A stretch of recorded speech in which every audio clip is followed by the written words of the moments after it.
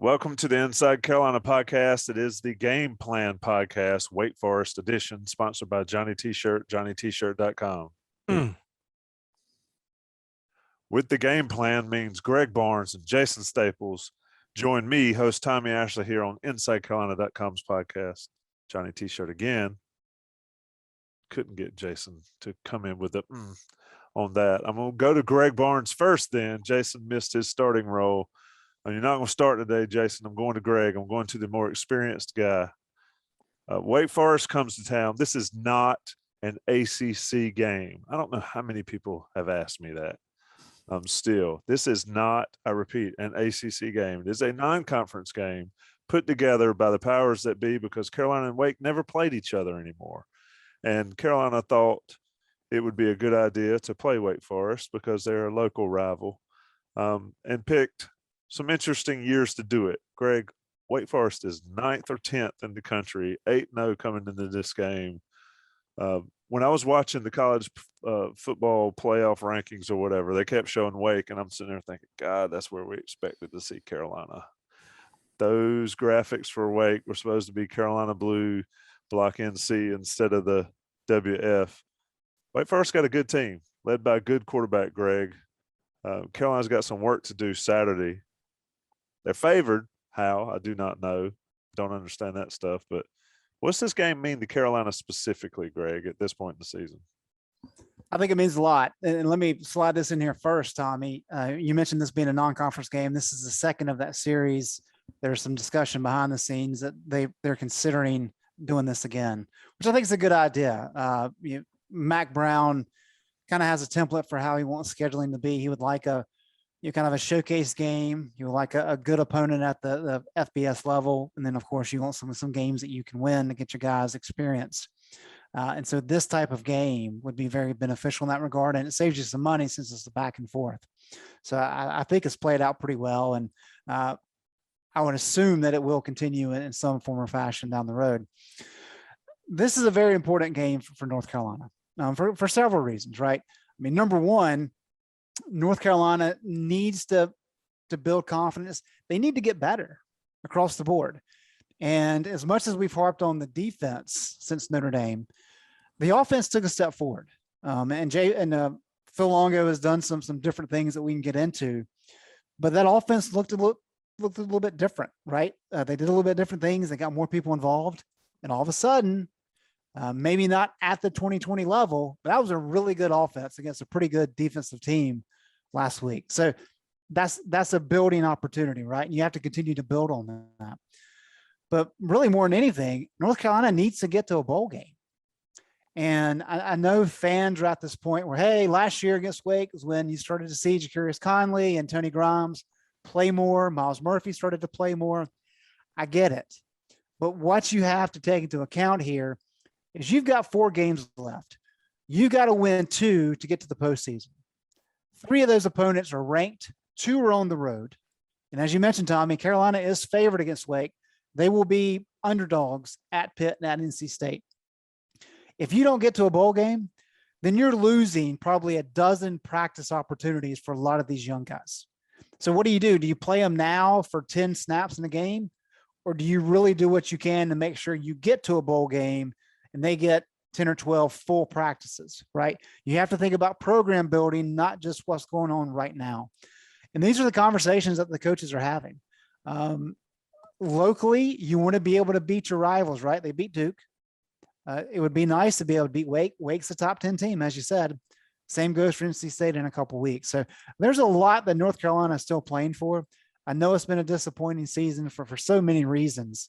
But a bowl game is still, a good prize. If worst case scenario, you go to a bowl game that a lot of people are kind of bummed about, we've seen North Carolina in a lot worse shape. So it's key. I think this game, and we can dive into it later, Tommy. I think this is probably the most winnable game outside of that Wofford game. So it's a critically important game. Jason, looking at some stats, we'll get into one that sticks out for Wake Forest. They are 4th in the nation in turnover margin at +10, which speaks to how they play defense and how they play offense as well. But I want to back up and ask you, how does Carolina get back up for these games? I know Mack loves the in-state state championship stuff. But folks, somebody in the media asked Cedric Gray, I believe it was this week, where's your head going into a game like this? And he said, they're all good. They're ready to play and all. You got Sam Howell certainly played much better against Notre Dame. But really, the mentality here, they're beaten down. I think they expected more, at least defensively, after a bye week. Jason, where's the mental state of this team and its coaches going into a non-ACC yet very important rival game? I have no idea. I don't think you're alone there. The reason I say that is, we've talked, how many times this year have we talked about, like, what should the mental state be, or what would the mental state be if it were me, or if it were you? And probably the most obvious example of this for us is going into the Florida State game. We were talking about that, about like, this is a team that beat you last year when you were in the top 10. This is an opportunity to come out and really, get some measure of revenge from last year. And, you expect to come out in that game and to really play like your hair's on fire, and to really play with passion, and to do and to make sure you out hit and out physical that team after that happened last year. And we all just assumed, like, that's obviously the way you're going to be coming into that game, right? Is that what we saw? Did not happen. Not even close. I mean, they came out in that game and they went up 10-0, sure, but they got out hit. They got out physicaled in that game in ways that I just thought would be impossible, given the prior year, and given what they knew, and given how much that game had cost them last year. I mean, come on, really? Like, I get the, like, every team's the same thing, but, like, really? Like, okay, I'm fine with every team is the same if you're going to treat every game as, I'm going to come out and play like I'd rather die than lose this game. But I haven't seen that from Carolina so far. Why would I expect it now? So, I mean, I don't know what their mentality is going to be coming in after a Notre Dame loss, after a game where they're competitive. But again, they've been competitive in lots of games and just keep coming up short. I mean, that's kind of been North Carolina football for a while.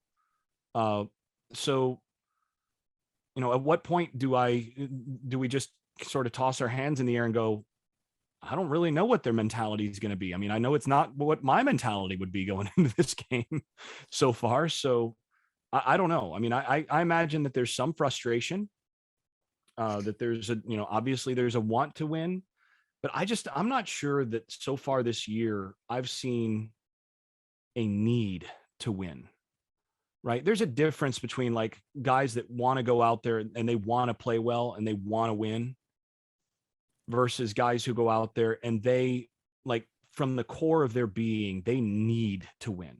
They can't not win. Like, and I've said this before, that when I got to Tallahassee at a high school, I was a guy who took pride in being in outworking everybody I was ever around, and playing really hard at everything that I did.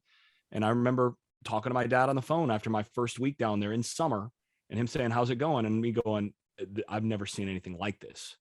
You got guys out here, we're out here in summer, and there are guys out here where," and this is what I told him, "there are guys out here who would rather you pull out a gun and shoot them than them lose the next rep in 1-on-1s or 7-on-7 in July."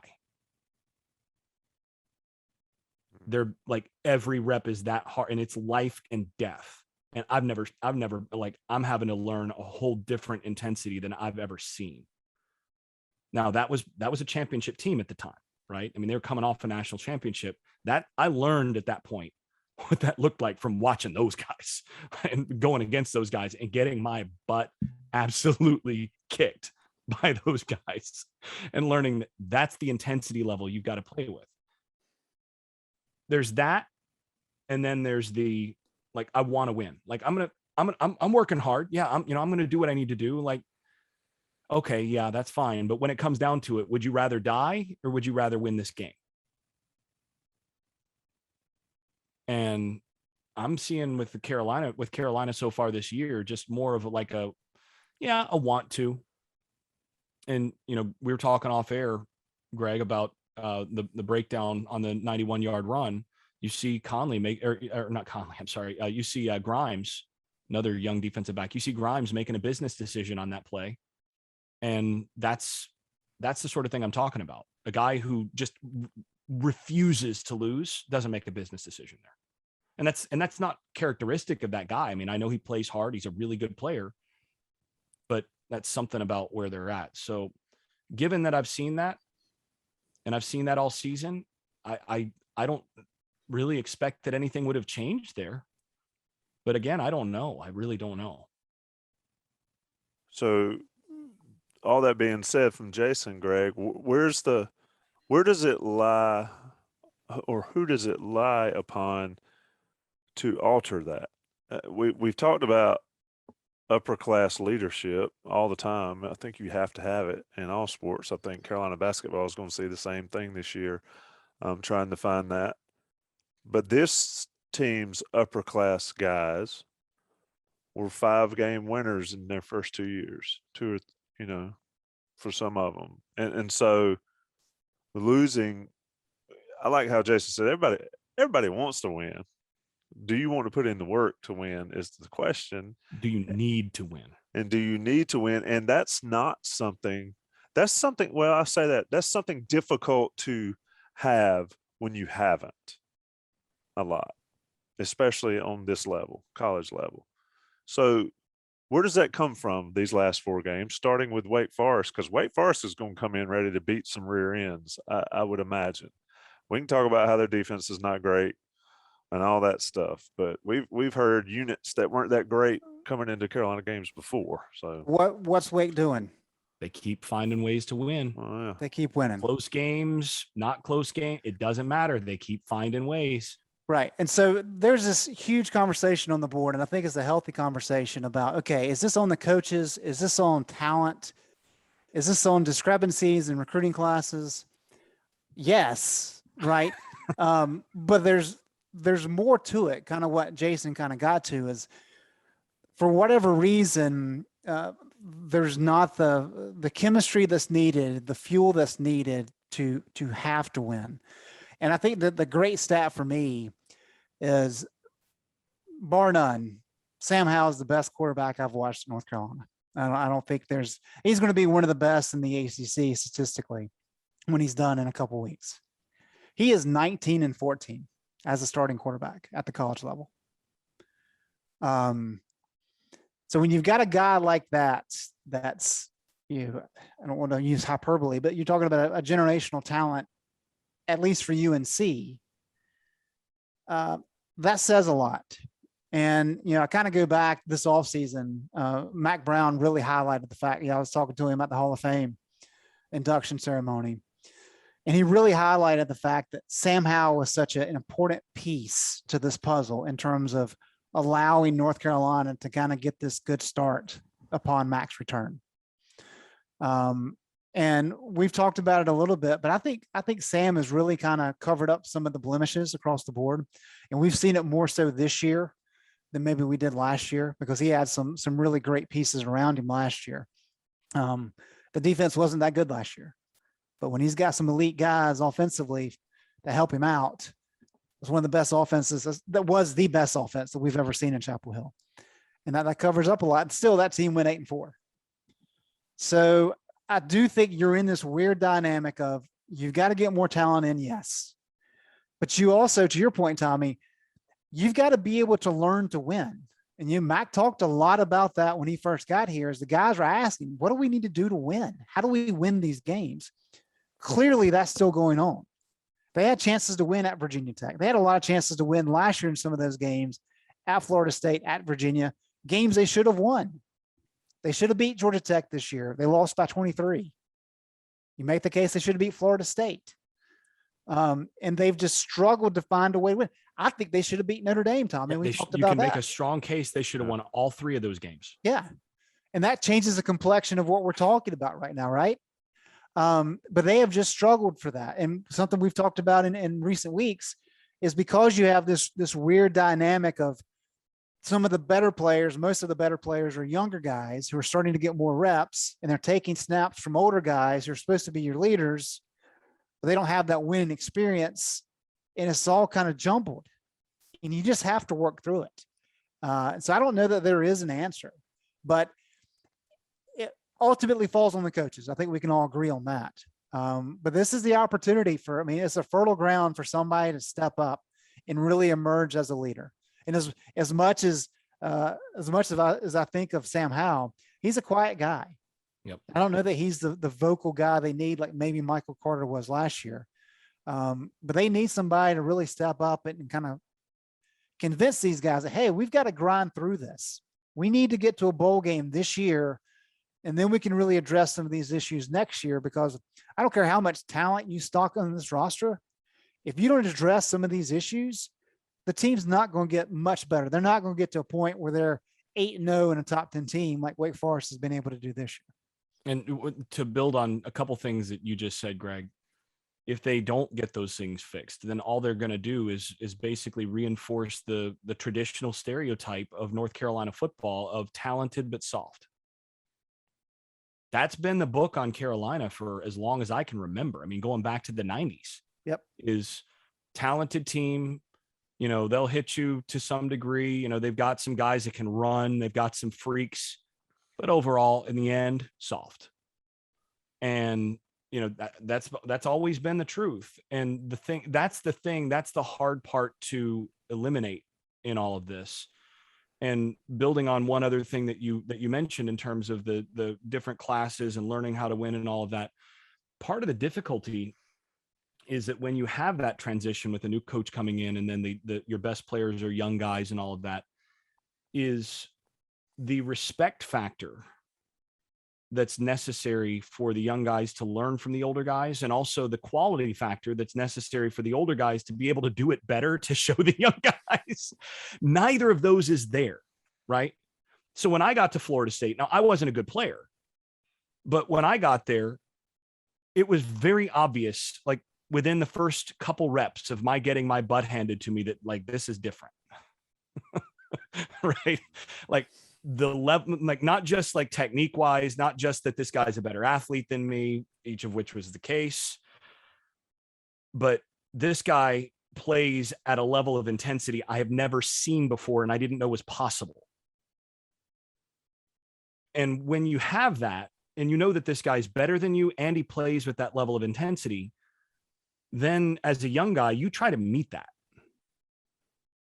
If though you're a young guy and like, look, I'm better than that guy, right? Like I'm more talented. Like you think at least I'm better than that guy. You may not actually be better in terms, like you're actually blowing more assignments. You're done.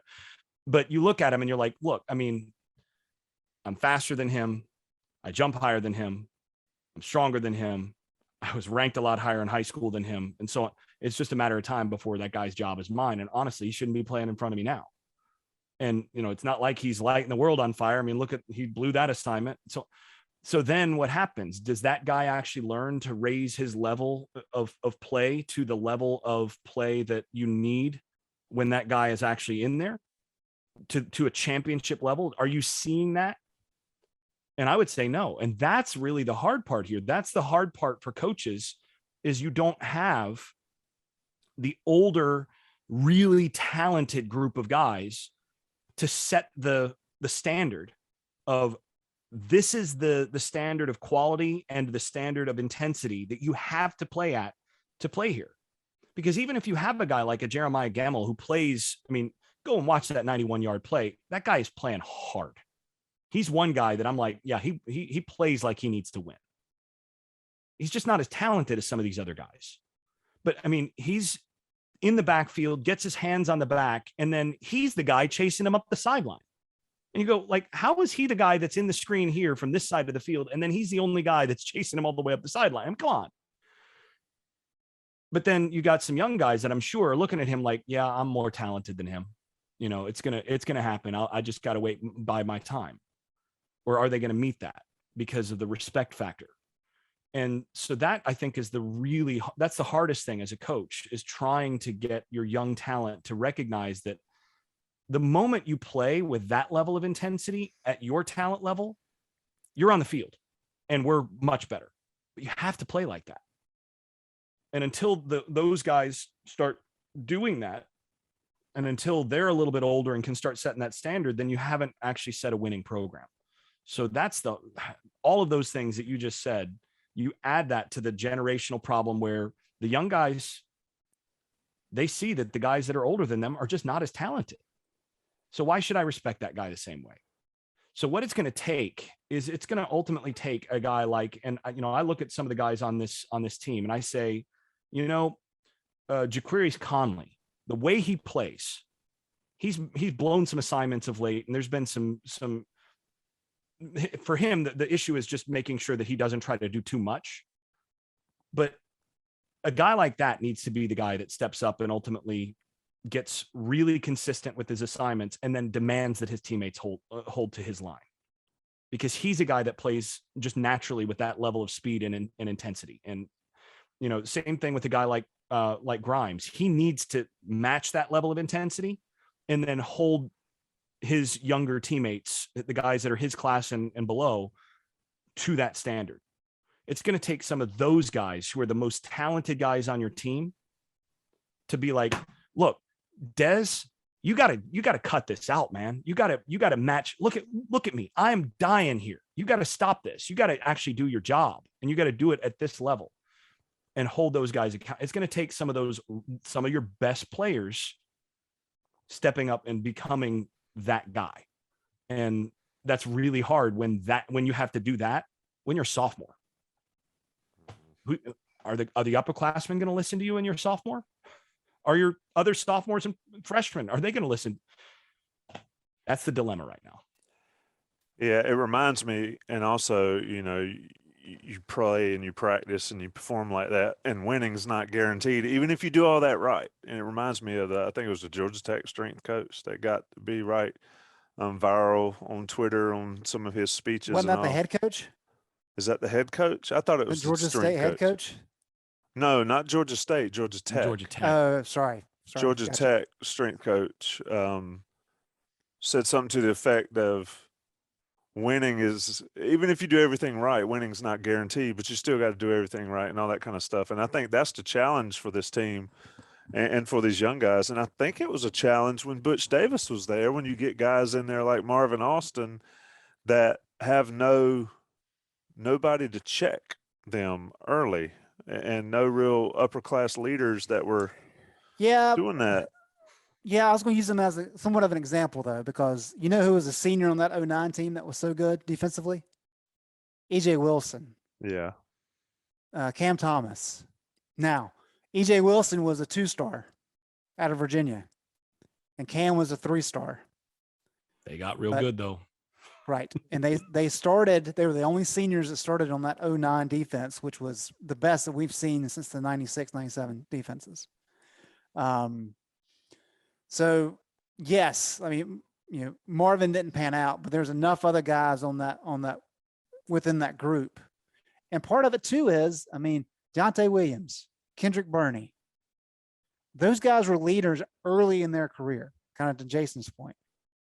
So by the time they were juniors, which was that year, they had plenty of leadership on that defense, even though they only had 2 seniors starting. So yes, there were some issues that Butch had to deal with for a variety of reasons. But I think for whatever reason, they had just the right mix of some old guys. And that's the thing. It's not like sometimes you just have to get lucky with some of the guys that kind of pop as a leader. You never know who that's going to be. Kevin Reddick, right? You don't want to make that guy mad. That's not somebody you want to piss off. And I'm not sure there's anybody on the defense right now that's in that role. Yeah, you wonder who on this defense has that edge. Who's that guy who, if you're not doing your job, he's going to come over and make your life really uncomfortable in a physical fashion. And the other thing too is, in order to be a leader when you're young, you actually have to be the guy that's always doing it right. Mm-hmm. right? If you're a leader, if you're trying to be a leader and you're the one that's, vocal about this, and then you're the one that goes out and blows the assignment and gives up a touchdown, guys stop listening. And it's the same thing with older guys who are trying to be leaders and then they're just not as good. They just don't get the respect of the younger guys. I mean, that's the hard part, right? You have to, like you said, you kind of have to get lucky that your best players are some of your leaders. Like, you can have guys that are leaders without necessarily being your best players, but it's really, really hard to be a leader unless you're a good player. And you got to have some followers too. Yeah. But I think leadership has been an issue. And we can discuss the coaching aspect of it. I think the coaches need to be a little tougher on players individually. A lot tougher. Then, and I know somebody's going to say, well, you praise in public and criticize in private and all that stuff. I think what you see on the field is a product of what may be going on a little bit on the practice field. Let's put it that way. We're going to talk about this game, Wake Forest specifically, because I think Wake Forest is a team with some leaders. I don't think they're as talented as anybody. I don't think they're probably remotely as talented as anybody in the top 10 with them. But they're there because they've got that leadership, both from the coaching staff and from the players. But I'm going to talk about Johnny T-Shirt, johnnyt-shirt.com, the place to go for your Inside Carolina gear, or your Inside Carolina premium subscription will get you 10% off their gear. Cold weather, you can still get some warm weather stuff. You're going to need some cold weather stuff this weekend. So stop by and see them on Franklin Street. Get some new gear, basketball gear, of course. Exhibition game Friday night for basketball. They've got all that swag at Johnny T-Shirt and johnnyt-shirt.com. And, of course, Hubert Davis era. That's unbelievable. Hard to believe it's here already. This time is quite a fun time of year for Greg Barnes, I'm sure. Say bye to the family, Greg, when you check out on Friday evening. But anyway, sponsored, help out Johnny T-Shirt. They sponsor us. They're good friends of us, and they're good friends of you if you're that premium subscriber. Let the national guys pay the bills as well. It's the Game Plan, Wake Forest edition. All right, boys, back to the game plan. Let's talk about the actual game plan. Greg, Wake Forest comes in 8-0. Sam Hartman has been there at least 7 or 8 years, it feels like. Good quarterback. They lose a Heisman candidate in the transfer portal, and they haven't really missed a beat. What's Wake Forest bring to the table that maybe the normal Carolina fan doesn't know about? Well, not only Kenneth Walker did they lose. He's at Michigan State and looked phenomenal against Michigan last weekend. But Donovan Green, who was a preseason All-ACC guy, like he averaged close to 20 yards per catch last year. He had a season-ending injury. He's out. He was out before the season started. Javonte Nash was their starter at right tackle last year. He's out due to a season-ending injury. So they've lost some key pieces from last year.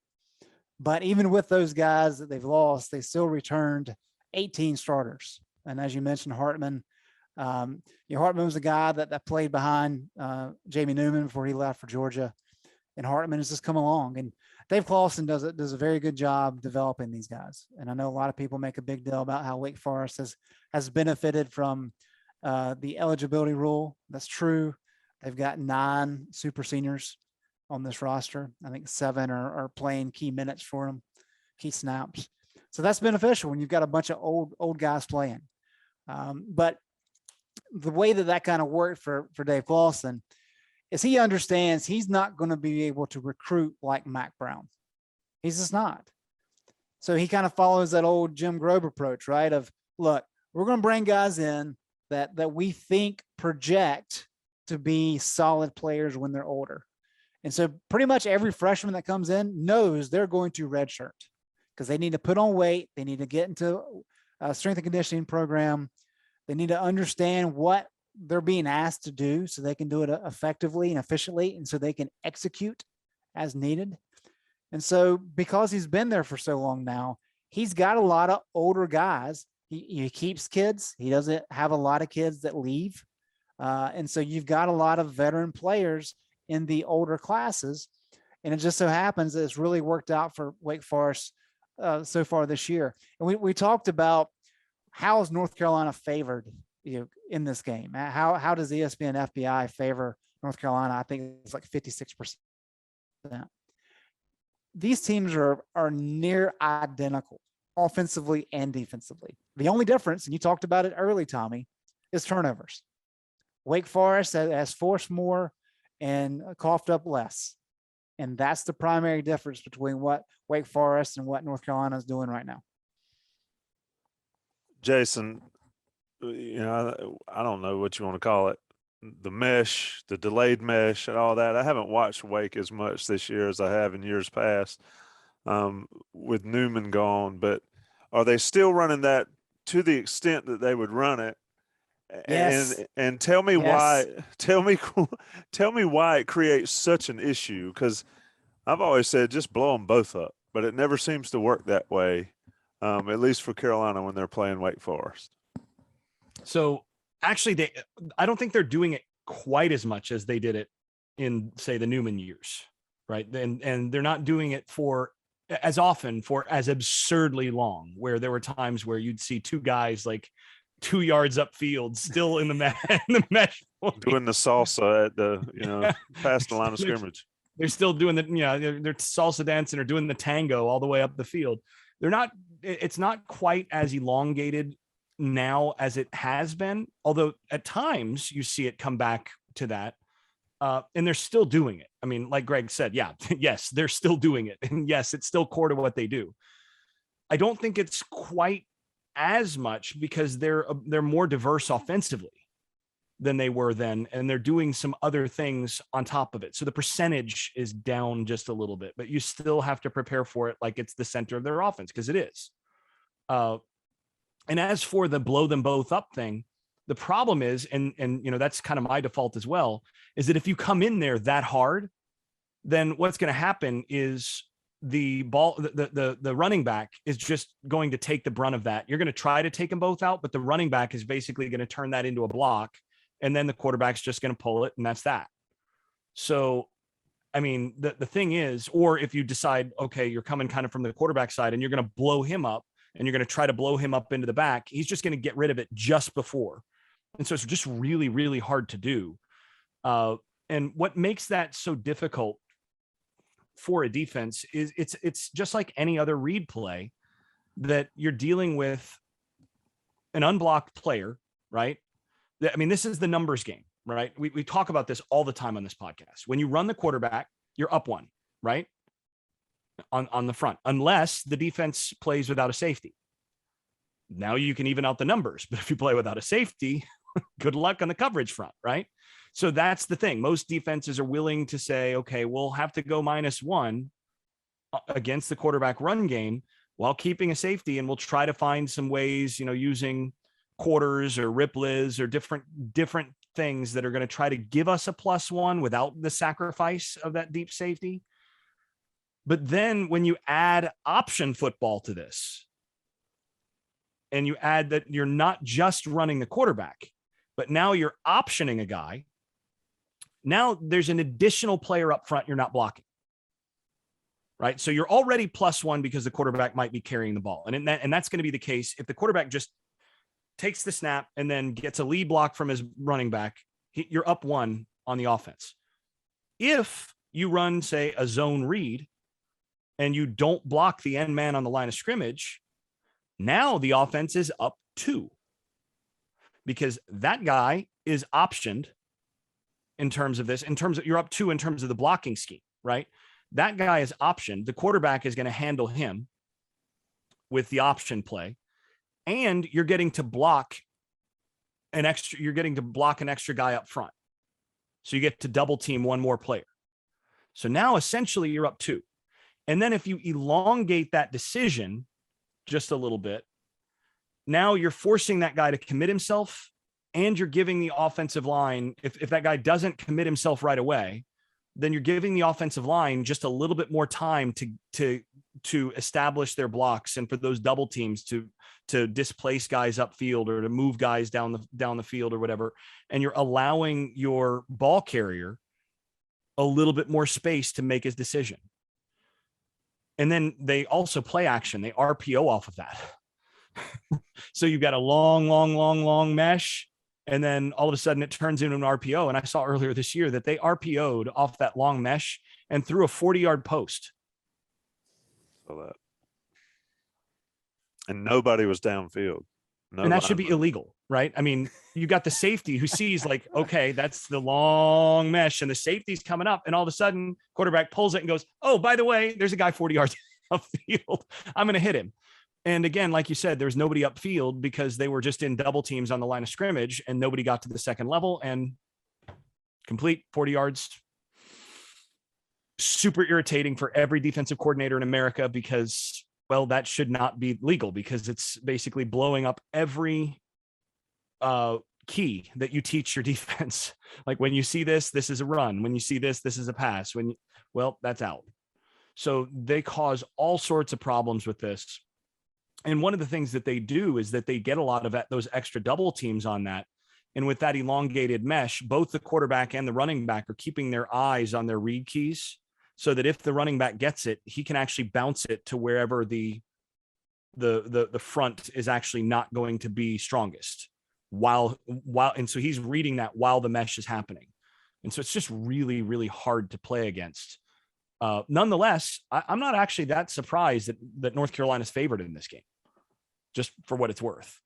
Let me give you something real quick. We look at Atlantic Coast Conference leaders in yards per play against FBS competition. Number one, offensively, who would you guess that would be? I don't have it in front of me. It's Virginia, right? Virginia. Okay. Yeah. They're 7.05 yards per play. Number two is North Carolina at 6.9 yards per play. Number three is Wake Forest at 6.82 yards per play. Now we go to the defensive side. Number 7 is North Carolina at 5.85 yards per play. Number 8 is Wake Forest at 5.91 yards per play.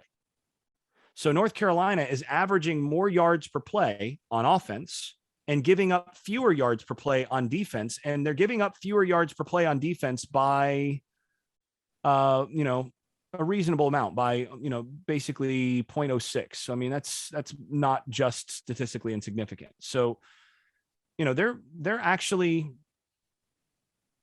on a per play basis, North Carolina's been more efficient than Wake Forest. The biggest difference has been that when Wake Forest has played teams that have been able to handle them in a per play basis, that have been more talented, like a Virginia or a Florida State. Florida State turned the ball over 6 times against Wake Forest. You ain't winning. You're not going to win many games doing that, right? So they turned the ball over 6 times against Wake Forest. And also you got to remember, Florida State played Wake Forest with Mackenzie Milton as the primary quarterback, not Jordan Travis. So the run threat that North Carolina had to face as the primary threat from Florida State was not something that Wake had to deal with. So you look at that, and then they were +2 against Virginia as well. So you look at the 2 teams that they've played that were the most likely to be able to basically score with them. And they were +4 against Florida State and +2 against Virginia. And you go, oh, well, that really accounts for a lot. And then you look at their other games, and they won 37-34 over Louisville at home. And then at Syracuse, 40-37. Basically every other game has either been against really poor competition. They gave up 56 to Army, 170-56. They blew out Duke, and then, Old Dominion, Norfolk State. I mean, so really there's the four games that they've really played against competition where you'd say, yeah, they should probably be able to beat Wake Forest personnel wise. And 2 of those games were decided by 3 points apiece. And then the other 2, the Florida State and Virginia games, which are their most important or most impressive scores, were simply determined on the basis of turnovers.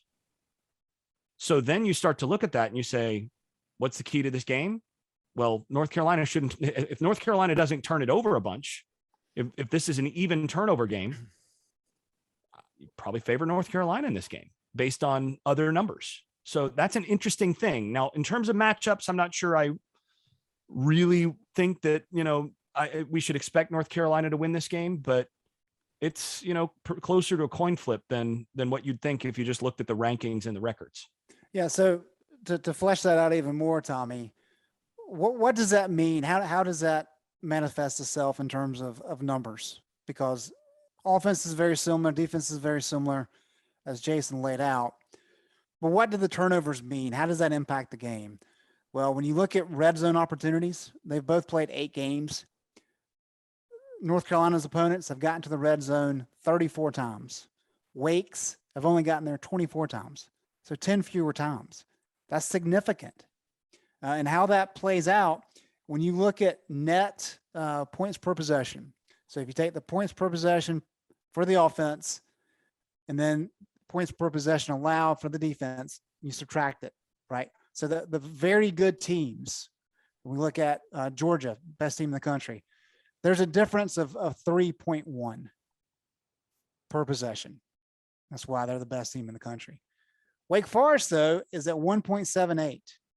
So their offense, because of turnovers, are scoring at a much higher clip, and the defense is benefiting from that because they're not having to defend as much with the turnovers are gaining. And so they're allowing fewer points per possession. North Carolina's at 0.24. So that's a 1.5 per possession that Wake has on North Carolina, primarily, mostly because of turnovers.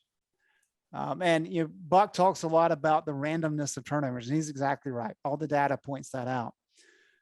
But for whatever reason, this year, Wake Forest has been able to capitalize. And as Jason said, it's the Florida State game, and I think maybe the Syracuse game, where they had like a +10 advantage.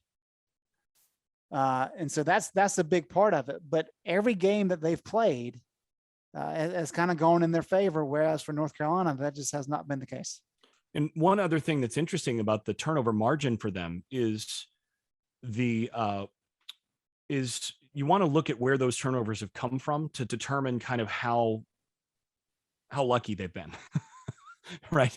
To talk about this, because one of the things that we've talked about before on this show is, turnover margin is to some degree random, right? There's a certain amount of randomness built into that, mostly on the fumble recovery side of things, right? Better teams force more fumbles because they're hitting harder, that, you get guys that are, more guys to the football, stripping the ball, that sort of thing. But fumble recoveries are pretty close to random, with the exception that defenses that play really hard, where you have a lot of guys getting to the football, there are more guys there to recover it. So, that can account for some of that difference. But interceptions are a little bit less random. There's still some randomness to it. But interesting thing, Wake Forest has 8 interceptions on the season. You know how many North Carolina has? 7. The difference in turnover margin between Wake Forest and North Carolina is, against FBS competition, North Carolina has recovered 3 fumbles. Wake Forest has recovered 9.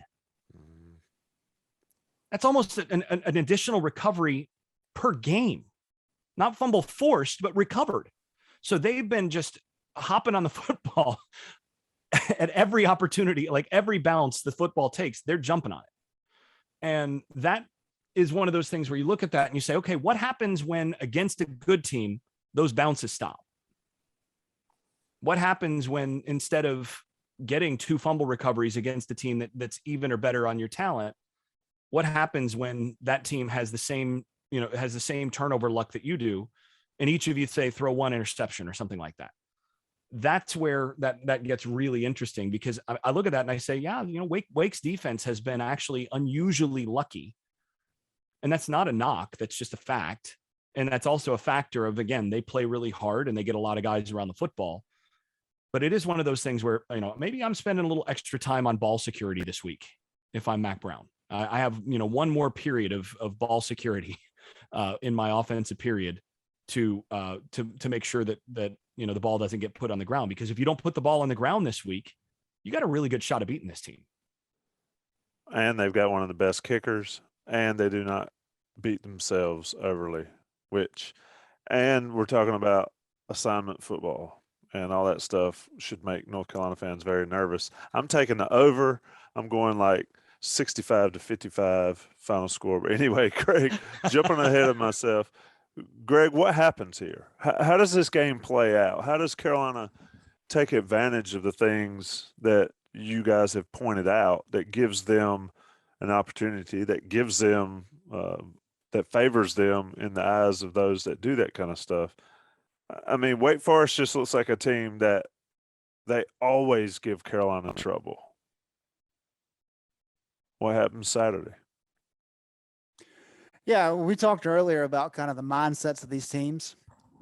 Wake Forest is flying high. They're top 10 first time in program history. They're veteran guys, like we discussed.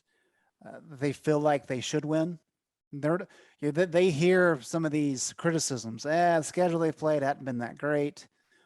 They're an underdog to North Carolina. They're an underdog probably against NC State at home. They're going to be an underdog at Clemson. They've heard it before, but they're veterans. They've had success. They know what works. There's buy-in. And so I think what's important for North Carolina is Carolina needs to have early success. I really think if what played out last year plays out Saturday, where Wake Forest is able to build a big lead, I'm not sure that North Carolina is going to be able to pull off the miracle comeback like they did last year. So I really believe that because of how things have played out for North Carolina, because they've struggled with adversity so much.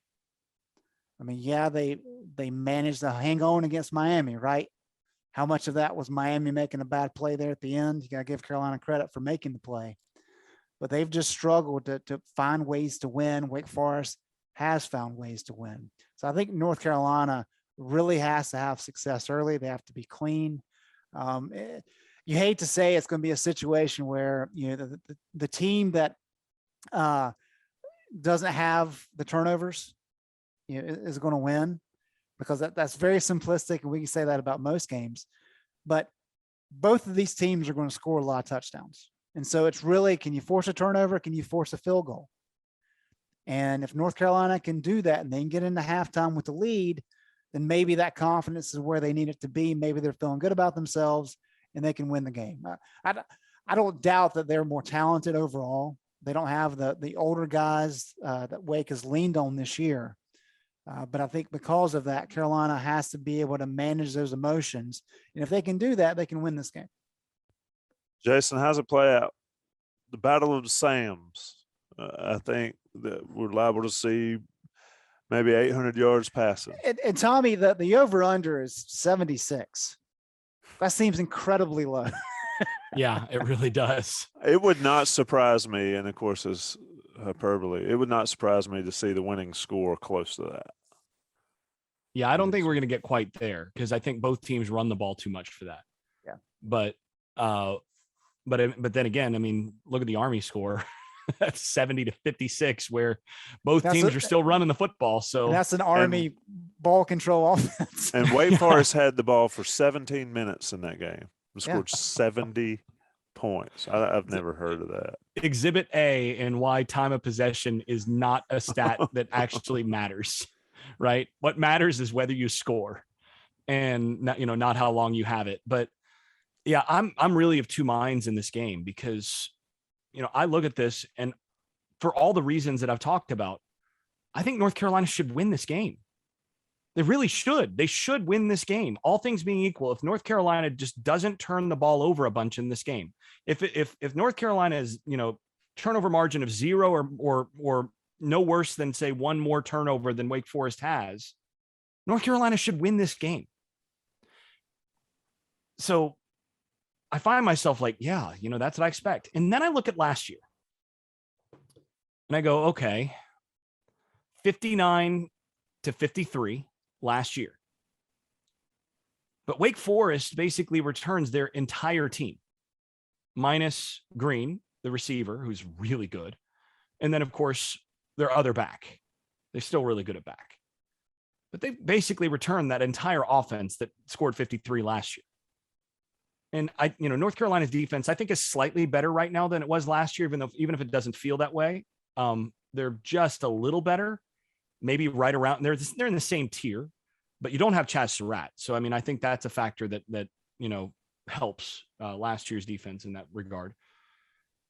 So, do you really expect Wake Forest to come in and have a whole lot more trouble defensively than what they did last year, especially the way that things have looked for Carolina defensively in recent weeks? And then you look at North Carolina, and North Carolina scored 59 last year, but last year they had De'Ami Brown, they had Javonte Williams, they had Michael Carter, and they had, I guess you can basically wipe out the loss at slot because Josh Downs is pretty good. So,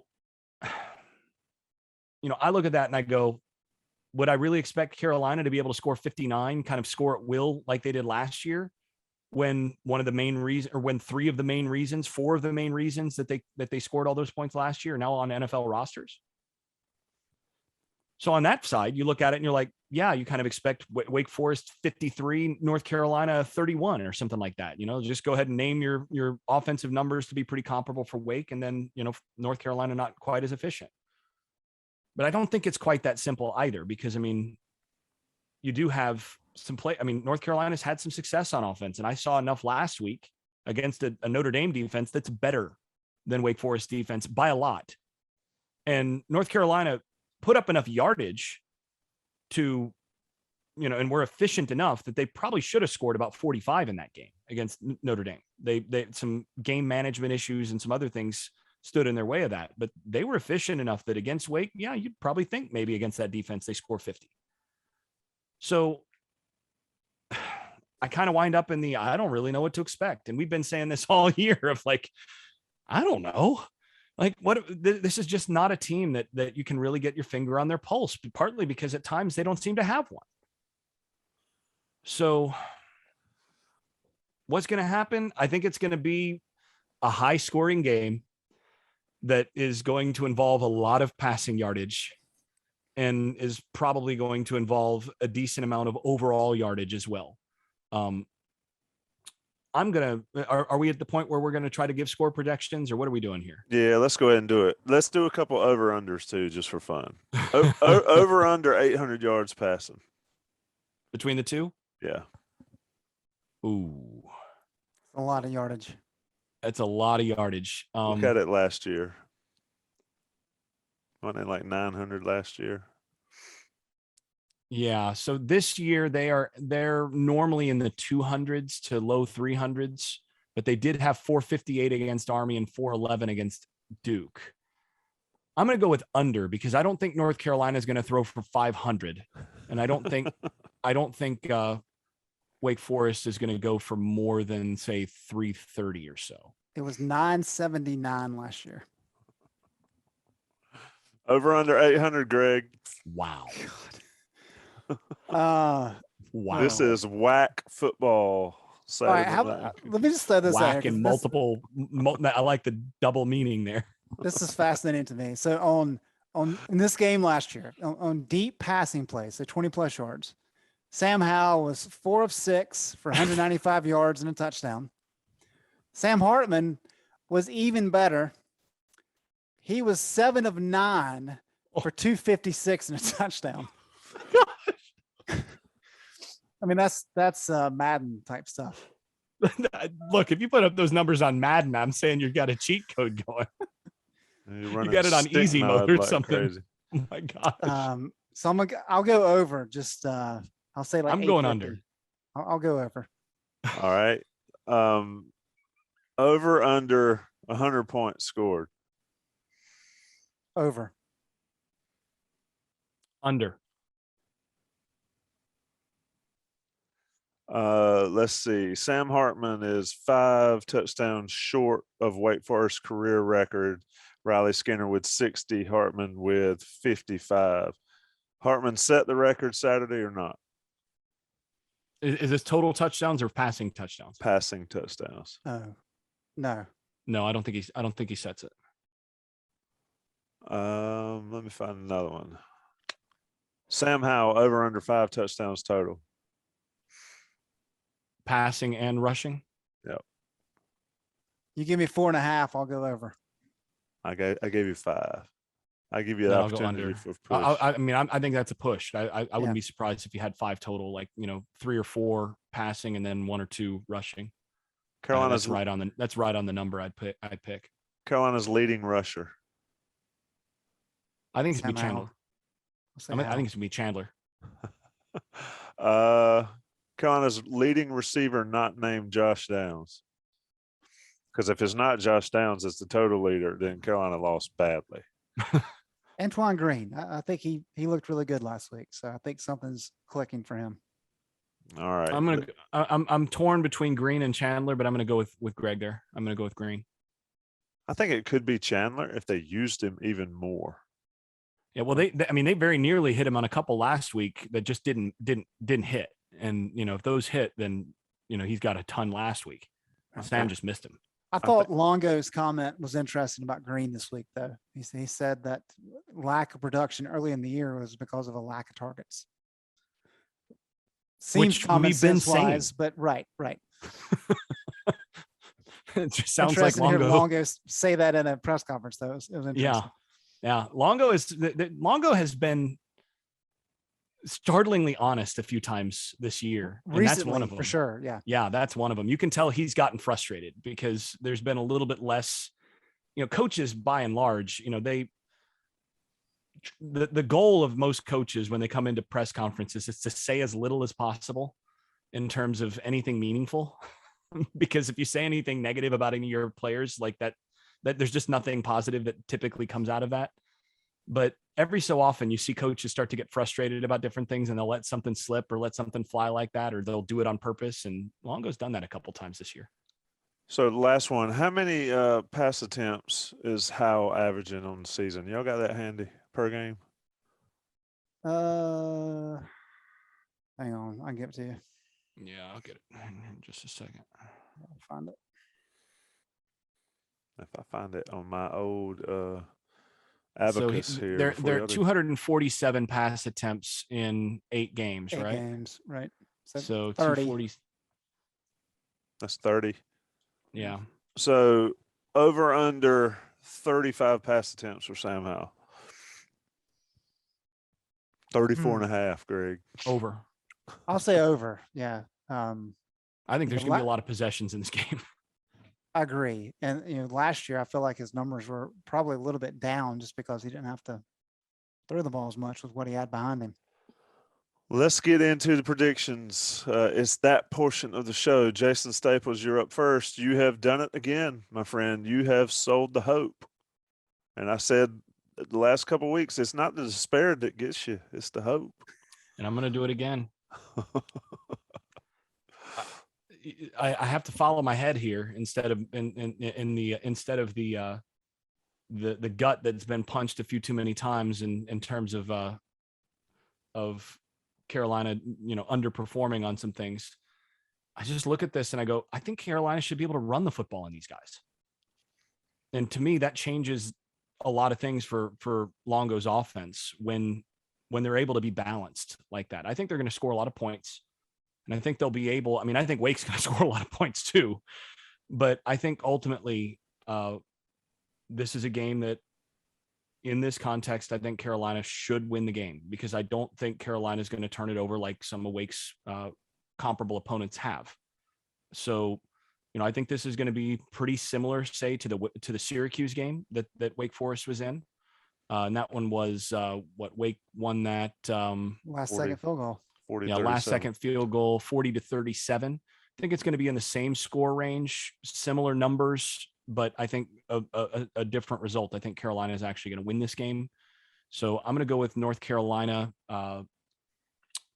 41, Wake Forest 38. Speaking of running the ball against Wake Forest, if I'm looking at it correctly, is 115th in the nation, 13th in the conference, gives up 201.8 on the ground. And see, I think that's why I picked Ty Chandler. I think Chandler's going to have a day in this one. Greg Barnes, predictions. Yeah, I'm with Jason there. And watching the Notre Dame game, the fact that the offense really popped, as we've discussed, I think Notre Dame's got a good defense. And that just the way that the Sam Howell and Longo kind of work together to scheme a little bit differently and for Sam to make better decisions and make sure he tried to spread the ball around. The offense looked just tremendously better. Defense is still a mess. Got a long way to go. but I think Sam's good enough. I mean, this is most likely his final FBS game at home. And that's kind of a wild thing to talk about, but that's kind of where we're at. I do think these teams are very similar. Wake Forest is just taking advantage of the turnovers like we've talked about. And because of that, I think North Carolina is going to win this one. I think they'll find a way to get it done. I've got more points in this one though, because I think there's going to be a lot of possessions. There's going to be a lot of touchdowns. So I've got North I'm Carolina. already rethinking that I went too low. Oh my God, man. I'm You are going- like that guy. I'm going 56-49. I'm feeling something like that. Yeah, I'm feeling like 55-51, something nuts, but I'll Yeah. figure it out before the I'm going to pregame. revise mine to 52 to 48. Just because I thinking about it, it just look. I think Carolina is going to score a lot of points, and I think Wake Forest is going to score a lot of points, but I don't think it's going to go over 100. Wake scored at least 35 in every game this year. Yeah. What's Mack's record in Nooners at Carolina, Greg? What'd you tell me? 8-0? 8-0. Yeah. Yeah, if they would 99 play now. if they play games at 1 o'clock like they used to back in the day, we'd right. be talking about this playoff team maybe. It'll be I'm sure it'll be a fun game. You know, the way we've predicted them so far, it'd probably be 7-5. And with 15 turnovers total. So we'll see what happens. 7-5 and NC State wins, right? We won't even get that right. Yeah.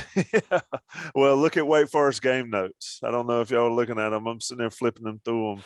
This week's opponent, North Carolina Tar Heels, and they've got the Duke D as the logo right there. Oh, that's just mean spirited. Nice. Is that a troll from Wake or not? But yeah, That's just mean spirited. That's cold. I will give them the benefit of the doubt and say they just did not change the page from last week since they played Duke. But I just say that's demonic. that will be the that'll be the game plan podcast for Inside Carolina.